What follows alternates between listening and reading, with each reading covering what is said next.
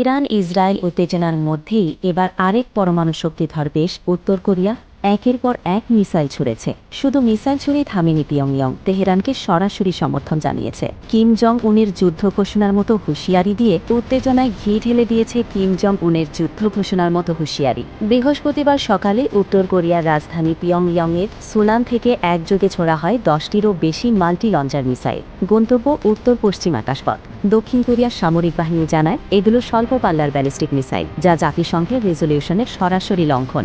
সামরিক বিশ্লেষকদের মতে এই মিসাইল ছোড়া দ্বিছোট কোনো সামরিক মহড়ার অংশ নয়, বরং একটি আন্তর্জাতিক বার্তা। কারণ একদিকে যখন মধ্যপ্রাচ্য ইরান ইসরায়েল সংঘাতের উত্তাল, ঠিক তখন কিম জং উন জানিয়ে দিলেন ইরান একা নয়। প্রেসিডেন্ট কিম বলেন, আমরা আমাদের বন্ধুদের ত্যাগ করি না, ইরানকে আমরা পূর্ণ সমর্থন জানাই। কিমের এই বক্তব্য কেবল যৌক্তিক সংহতি নয়, বরং মার্কিন নেতৃত্বাধীন পশ্চিমা বলয়ের বিরুদ্ধে স্পষ্ট চ্যালেঞ্জ। উত্তর কোরিয়া নিজেদের সেনাবাহিনীকে যুদ্ধ প্রস্তুতির সর্বোচ্চ স্তরে রাখার ঘোষণা দিয়েছে, যা বিশ্বব্যাপী উদ্বেগ বহুগুণে বাড়িয়েছে বলে মনে করছেন সমর বিশ্লেষকরা।